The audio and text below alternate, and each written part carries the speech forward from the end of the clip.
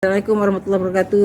Cikgu Siti Hajar, boleh tak berkongsilah bagaimana perasaan telah menggunakan atau terjumpa dengan aplikasi Think Quran, insya-Allah. Waalaikumsalam. Saya rasa amat berpuas dan bersyukur sekali bila Cikgu Johari memperkenalkan apps Think Al-Quran ni, sebab saya memang sendiri-sendiri tu memang nak menghafal tapi mengambil masa yang agak lama.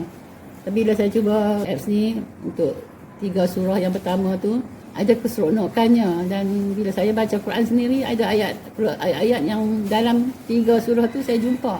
Maka bila jumpa tu saya memang excited sangat, sebab saya rasa saya dah faham sikit-sikit Al-Quran ni. Contohnya sudur tu ada dalam An-Nas dan ada Al-Adiyah kan, ada. Itu dan bila saya baca Al-Hajj pun ada sudur. Tu saya dah, maknanya saya dah master. Tiba-tiba saya rasa saya dah tahu makna sudur tu, iaitu dalam hati atau dada apa semua tu. Jadi saya kata maknanya bila kita duk baca-baca ni, baca Quran, kita akan jumpa ayat-ayat yang kita telah belajar tu. Jadi kita akan memahaminya bila kita baca. Jadi saya, hasrat saya lah macam saya baca bahasa Inggeris.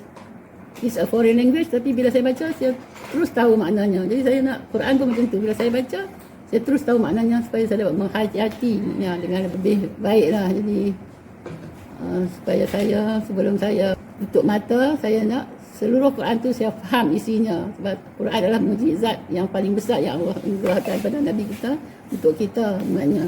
Jadi kalau saya tak dapat menghayati makna-makna Al-Quran tu, maka itu satu kerugian yang besar. Jadi harapan saya juga untuk cucu-cucu saya. Cucu saya ada seorang tu memang hafizah, dia hafal 30 juz dia hafal, tapi takat manakah yang dia faham. Jadi saya ingat pada cucu-cucu ni, dan seorang lagi pun dia memang pandai hafal. Pertandingan hafazan tu dia selalu menang, tapi tak tahulah takat mana yang dia orang faham. Jadi saya akan gunakan apps ini juga untuk mereka, akan beri hadiah kepada mereka, insya-Allah. Dan mereka menjadi umat Islam yang selit Al-Quran, hafal dan faham. Dan gitulah, jadi saya bersyukur di saat usia yang dah senja ni, umur 70, saya bertemu dengan apps ni, dan harapan saya dapatlah menghayati semua isi kandungan Al-Quran, dan supaya Al-Quran ni akan menjadi pembela saya di alam kubur nanti, dan dengan pertolongan Al-Quran, kubur yang sempit akan menjadi luas, yang gelap menjadi cerah.